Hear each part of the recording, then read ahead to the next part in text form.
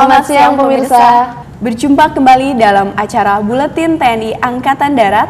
Saya Serda Kuat Rizka bersama rekan saya Dan saya Serda Kuat Imo. Seperti biasa, Buletin TNI Angkatan Darat kali ini kami kemas dalam 3 segmen. Dan segmen pertama kali ini kami akan menyajikan berita-berita teraktual seputar kegiatan pimpinan TNI Angkatan Darat.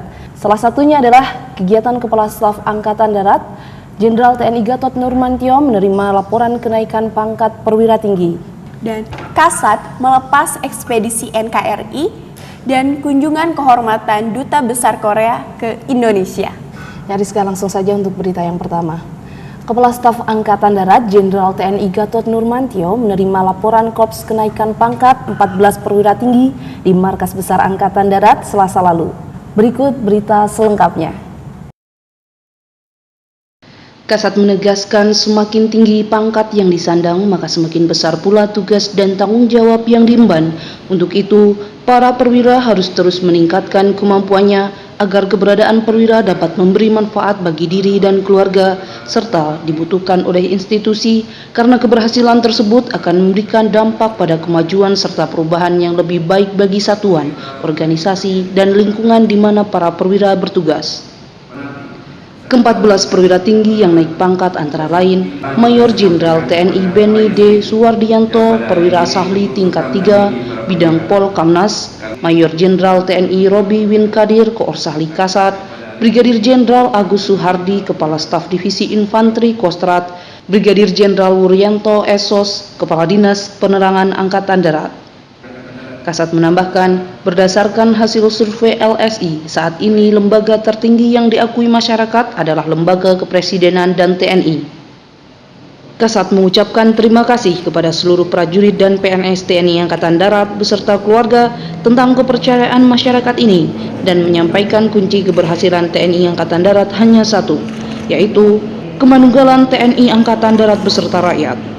Kasat juga meminta agar prajurit TNI Angkatan Darat lebih manunggal lagi dengan masyarakat karena tantangan tugas ke depan sangat berat dan sulit. Saya mempunyai berita kedua. Ya. Kepala Staf Angkatan Darat Jenderal TNI Gatot Nurmantio melepas ekspedisi NKRI Koridor Kepulauan Nusa Tenggara di Pusat Pendidikan Pasukan Khusus TNI Angkatan Darat Batu Jajar, Jawa Barat, Selasa lalu. Berikut berita selengkapnya.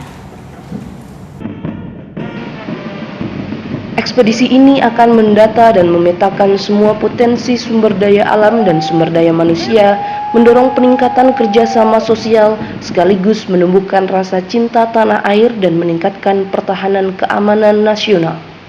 Ekspedisi juga mengemban misi untuk membuka daerah terisolir, mendorong peningkatan kesejahteraan sosial serta kesadaran akan pertahanan keamanan wilayah. Kasat mengatakan, kegiatan ekspedisi ini terlaksana karena adanya rasa kepedulian dan rasa cinta tanah air dari prajurit di jajaran TNI dan berbagai kalangan masyarakat. Kasat juga menyampaikan tujuan yang sangat penting dari ekspedisi ini untuk membina para pemuda harapan bangsa agar semakin meningkatkan kecintaan kepada tanah air dan semangat untuk bersama-sama bersatu padu membangun bangsa, serta untuk terus memperkokoh kemanunggalan TNI dengan rakyat. Ekspedisi ini akan dilaksanakan selama 4 bulan, diikuti oleh 1.400 lebih peserta dari kementerian, lembaga negara, TNI Polri, elemen masyarakat, akademisi dan pemerintah pusat maupun daerah. Sebelum diberangkatkan, para peserta mengikuti latihan dan pembekalan selama 2 minggu dengan materi utama dan penunjang pelaksanaan ekspedisi di Situ Lembang, Bandung.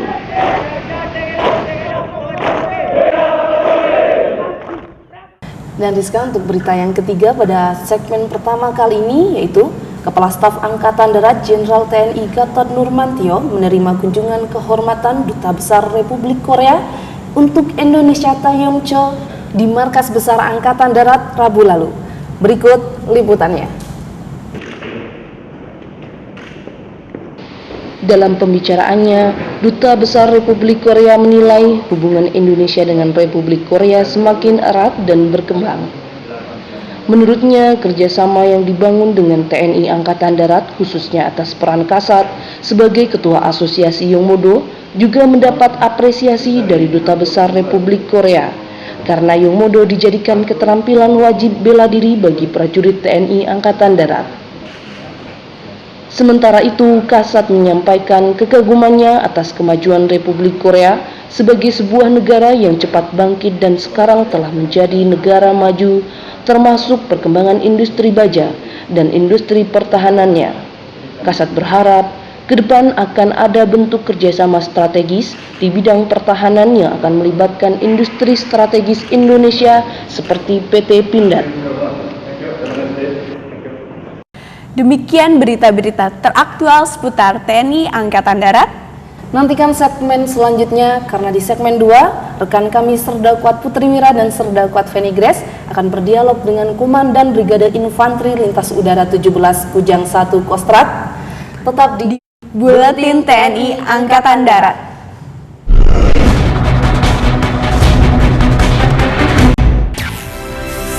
Inspirasi, tayangan feature produksi Antara yang mengupas lebih dekat semua keanekaragaman Nusantara.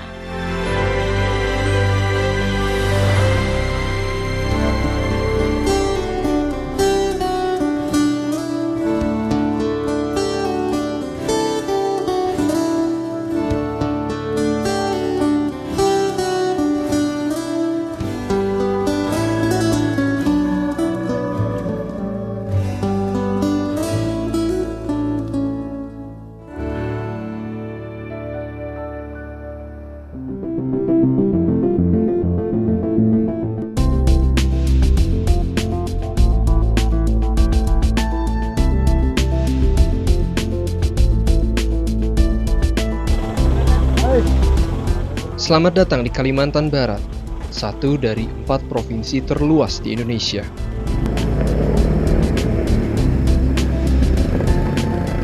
Kawasan Taman Nasional Komodo menjadi daya tarik wisatawan asing dan domestik karena merupakan satu-satunya kawasan di dunia yang menjadi tempat habitat alami biawak raksasa Komodo atau Varanus komodoensis.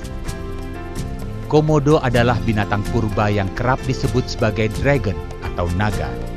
Hanya di Taman Nasional inilah hewan ini hidup dan berkembang.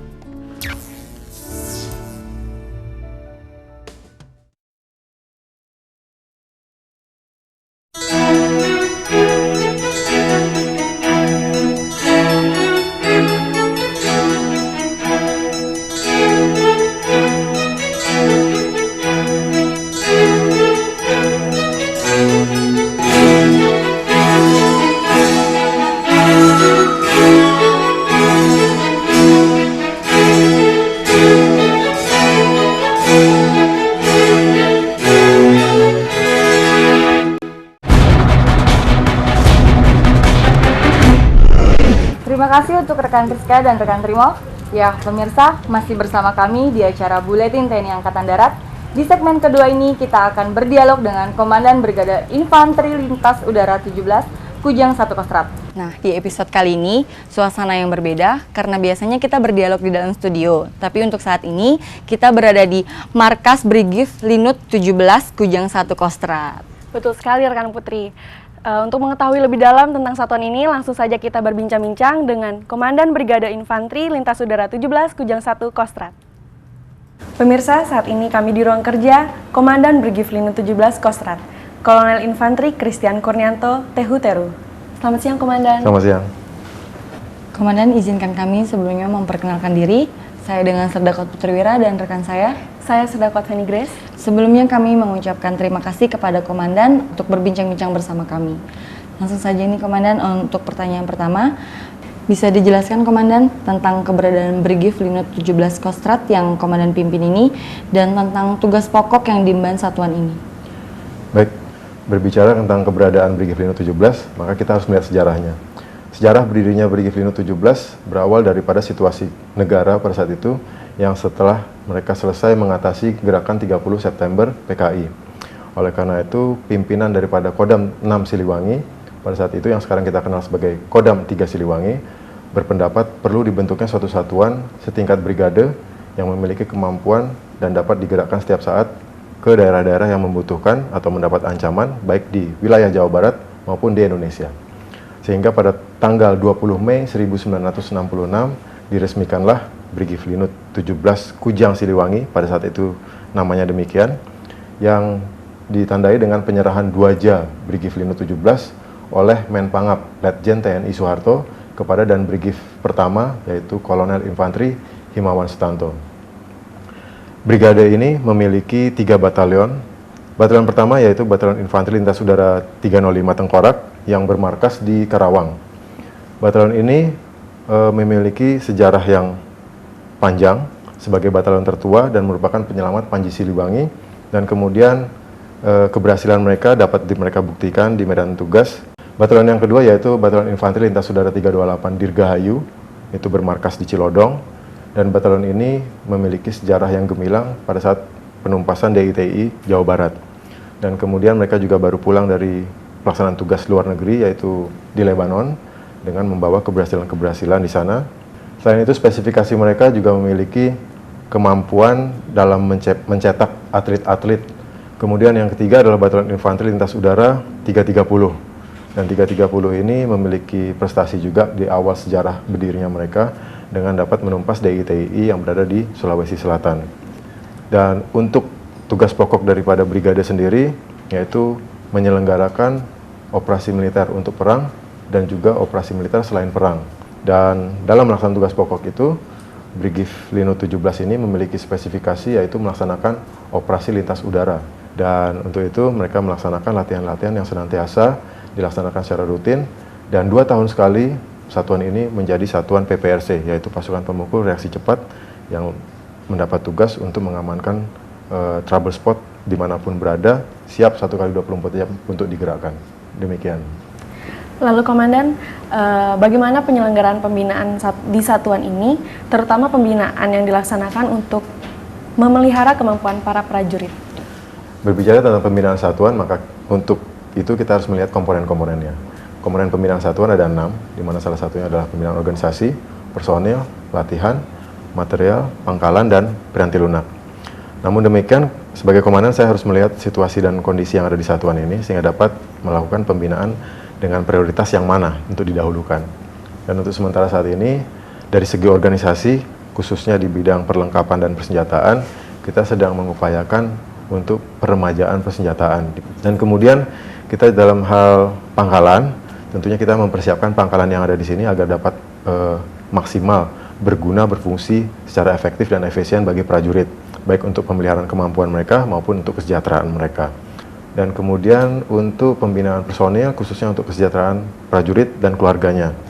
Itu terutama untuk para prajurit kita juga meningkatkan dari segi makanan mereka. Kita juga memiliki sarana hiburan, yaitu kafe para trooper. Kemudian daripada itu kita juga melaksanakan pembinaan-pembinaan latihan. Dalam hal ini kita tentunya sebagai pasukan lintas udara, sebenarnya melaksanakan latihan kelinutan yang sudah sesuai dengan program yang turun dari atas. Dan juga kita mempersiapkan latihan untuk latihan raider. Karena pada saat ini kita akan divalidasi dari Brigif Linut menjadi Brigif Para Raider. Selain itu, kita mendapat program juga dari komando atas, yaitu kemampuan untuk bela diri. Yaitu kemampuan bela diri militer kita di sini, yaitu bela diri Yomodo. Untuk kemampuan prajurit juga dibekali dengan kemampuan double stick dan juga lempar pisau dan kampak, untuk kemahiran mereka juga dituntut. Sedangkan untuk pembinaan personil, juga kita memiliki sarana perpustakaan sehingga mereka bisa menambah wawasan. Kemudian untuk pembinaan material, kita senantiasa memelihara alat dan perlengkapan kita secara kontinu, dan kita juga mengupayakan memodernisasi alkap kita dengan meriset.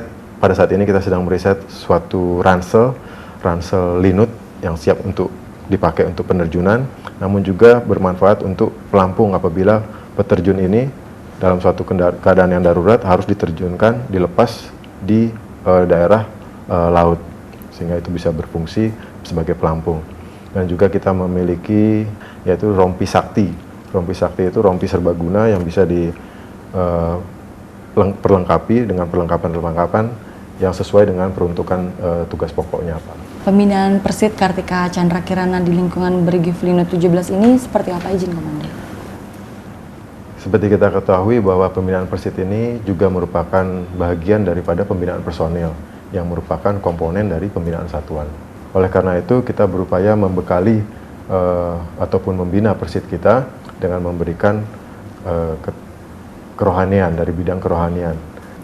Kemudian daripada segi kerohanian itu kita juga memberikan mereka untuk kesehatan mereka, kebugaran mereka dengan pembinaan dari segi olahraga. Mereka juga diberikan keterampilan-keterampilan yang dapat mendukung mereka sebagai ibu rumah tangga. Kemudian juga kita laksanakan bagi putra-putri anak-anak kita, adanya posyandu. Apa kegiatan yang sekarang sedang dilaksanakan para prajurit Brigif ini? Untuk saat ini, Brigif Lino 17 sedang dalam kegiatan antara lain, yaitu melaksanakan kegiatan latihan ton tangkas dalam rangka lomba ton tangkas tingkat Angkatan Darat. Dan kemudian yang kedua kita juga melaksanakan latihan persiapan untuk mendukung latihan raider. Kita melaksanakan kegiatan dalam rangka ketahanan pangan. Kita juga melaksanakan kegiatan-kegiatan teritorial. Mungkin demikian yang kegiatan yang sedang kita laksanakan. Untuk harapan Komandan ke depan untuk satuan ini tuh seperti apa aja? Harapan saya bagi satuan saya ini adalah agar satuan saya ini semakin profesional, modern, dan menentukan. Dan hal ini saya rasa dapat dicapai dengan pemberian pengetahuan yang banyak kepada prajurit saya sehingga sumber daya manusianya semakin bertambah dan juga dengan perlengkapan-perlengkapan dan persenjataan yang dimodernisasi sehingga dapat menjadi satuan ini menjadi handal. Terima kasih. Terima kasih Komandan atas bincang-bincangnya. Demikian tadi bincang-bincang kami dengan Komandan Brigif Lino 17 Kostrad. Pemirsa, tetaplah bersama kami di Buletin TNI Angkatan Darat, karena di segmen berikutnya ada berita serba-serbi yang tidak kalah menariknya.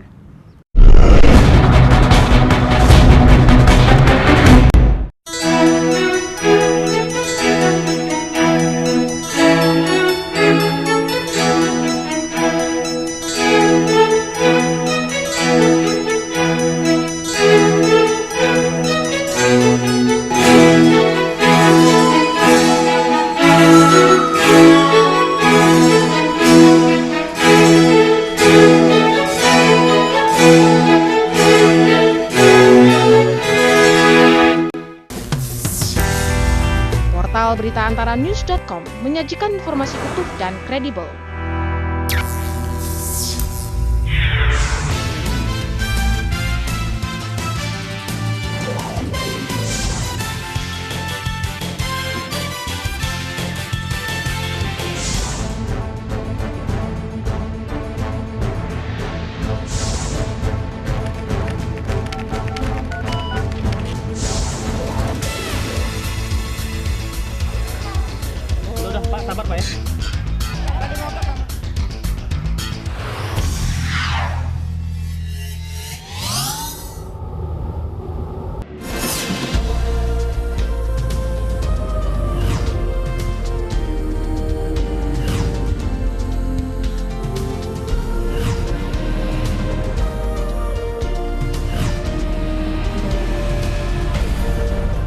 Indonesia, one click away.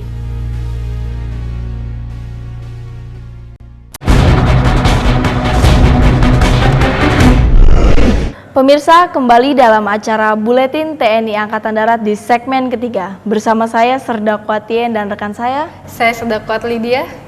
Oh ya Kak Tien, minggu lalu di Jakarta Convention Center atau disebut JCC digelar pameran Education and Training Expo 2015. Berikut kita saksikan liputan tim Buletin TNI Angkatan Darat.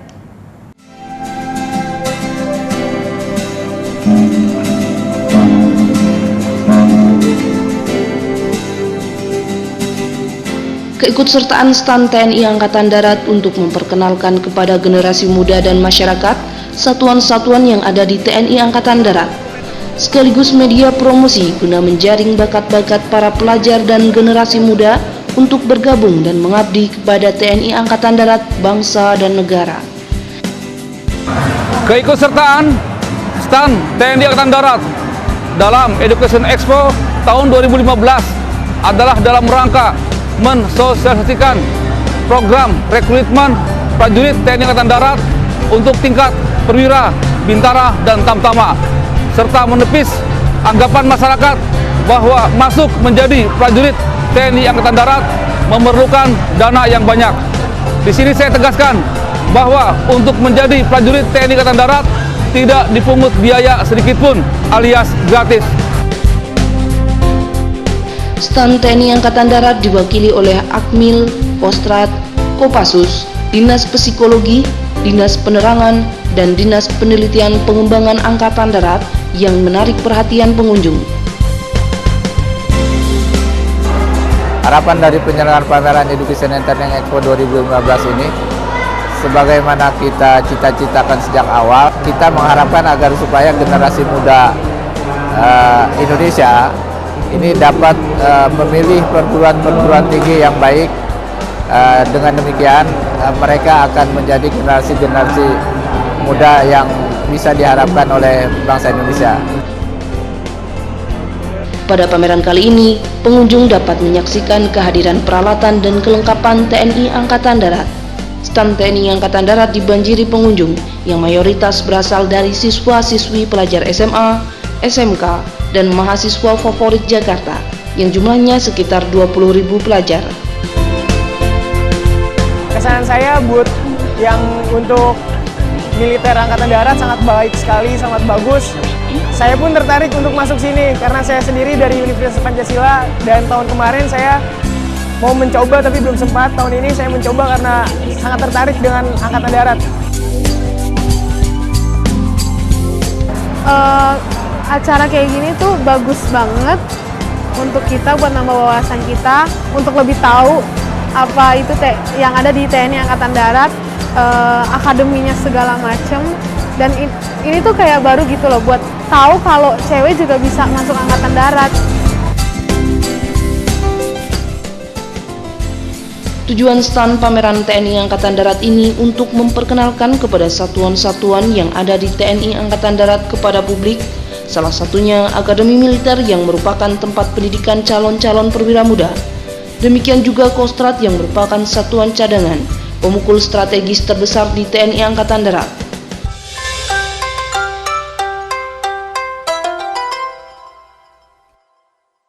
Nah Lydia, berita tadi kan mengenai pameran education. Iya. Saya juga punya berita dari Kodam 9 Udayana yang menggelar pameran alat utama sistem persenjataan atau yang biasa disebut alutsista yang bertempat di lapangan Sangkaryang, Mataram, Nusa Tenggara Barat. Mari kita saksikan liputannya.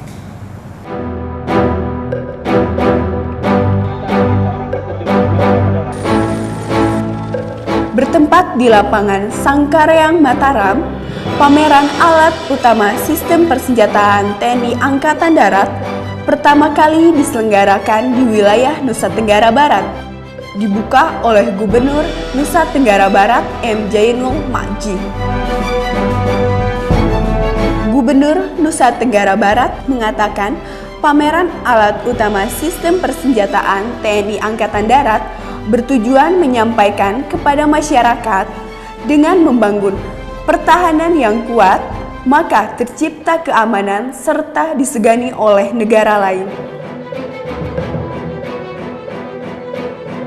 Pembukaan pameran sangat meriah, seluruh tamu undangan disuguhi atraksi terjun payung,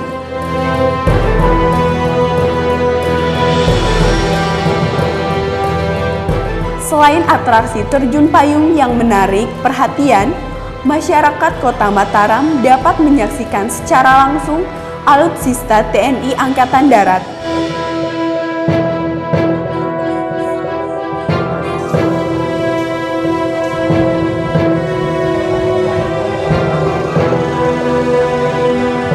Pangdam 9 Udayana Maijen TNI Tori Johar Banguntoro dan Gubernur Nusa Tenggara Barat menyempatkan diri naik kendaraan tempur berkeliling di seputar Kota Mataram. Kegiatan pameran terbuka untuk umum ini juga memberi kesempatan kepada masyarakat menaiki kendaraan tempur Angkatan Darat. dengan tujuan agar masyarakat mengenal lebih dekat peralatan tempur yang dimiliki oleh TNI Angkatan Darat. Dengan demikian, diharapkan masyarakat dapat lebih mencintai TNI Angkatan Darat dan merasa bangga dengan kehadiran TNI Angkatan Darat di tengah-tengah masyarakat. Oh ya Kak Tien, berita pertama kan mengenai pameran education, berita kedua mengenai pameran alutsista. Nah, berita ketiga ini saya mempunyai berita Panglima Kodam II Sriwijaya Mayor Jenderal TNI Iskandar M. Sahil berkunjung ke Kodim 0401 Muda Sekayu minggu lalu. Berikut liputannya.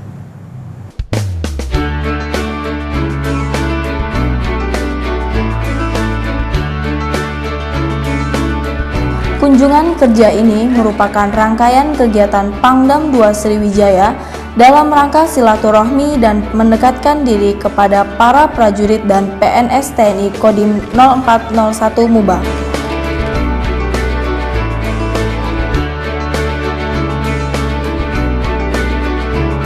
Di samping itu, Pangdam juga mengunjungi tempat dilaksanakannya bakti sosial di Kecamatan Sunga, Desa Ngulak di lapangan Sekolah Dasar 2 Ngulak. Dilanjutkan pemberian sembako dan bantuan alat-alat olahraga ke masyarakat sekitarnya. Lebih lanjut, Pangdam juga berdialog dengan para tokoh masyarakat Desa Ngulak dan prajurit Kodim 0401 Muba dan ibu-ibu Persit Kodim 0401 Muba, serta meninjau asrama Kodim 0401 Muba yang terletak di sekitar Makodim 0401 Muba.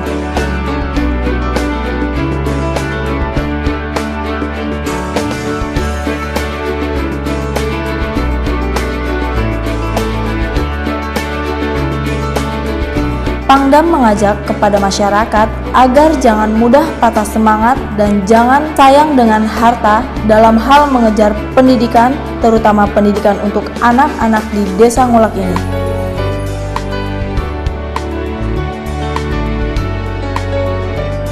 Demi masa depan anak-anak, korbankan harta yang ada agar masa depan anak-anak kita menjadi lebih baik, yang akan berdampak bagi perkembangan dan pembangunan desa.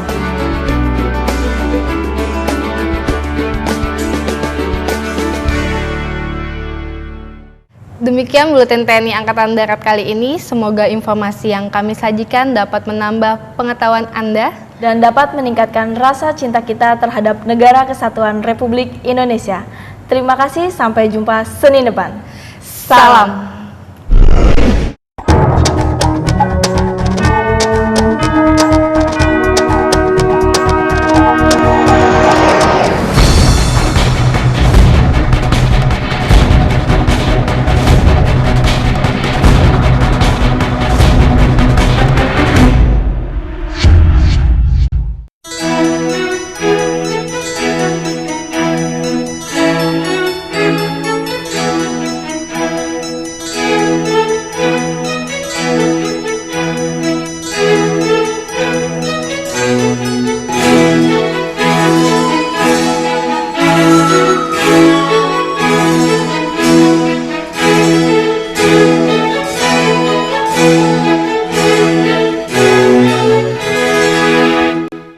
Transformasi tahap pertama tahun 2012. Antara PR Wire menyebarluaskan press release baik di wilayah nasional maupun internasional.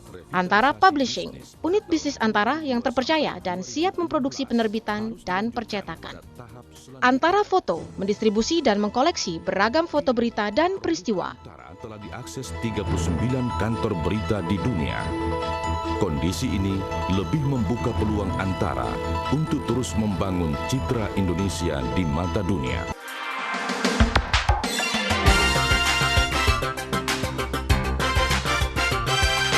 Antara TV mendedikasikan diri menjadi televisi berita yang menyajikan berita akurat dan terpercaya.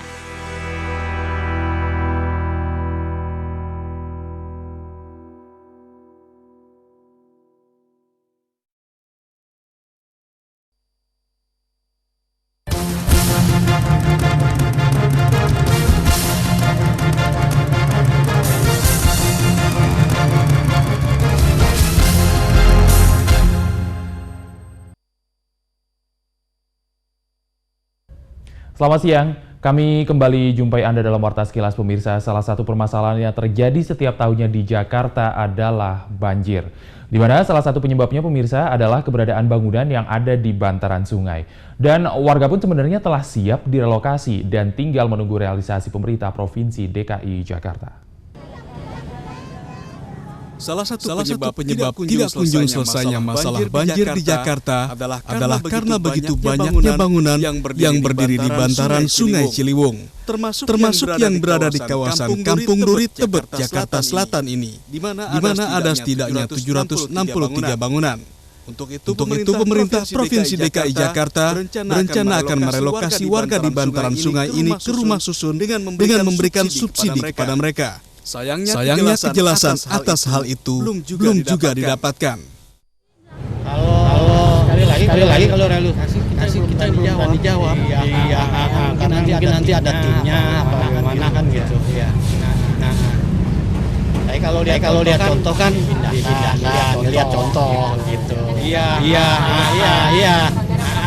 Berarti nggak tahu nanti gimana timnya. Udah yang depan sana jauh itu jalan besar tuh. Iya. Udah dapat surat. Tahu kapan sih? Ya berarti kan kalau udah dapat surat cepet ya. Di sini belum. Untuk itu pemerintah Provinsi DKI. Baik pemirsa, demikian Warta Sekilas. Silakan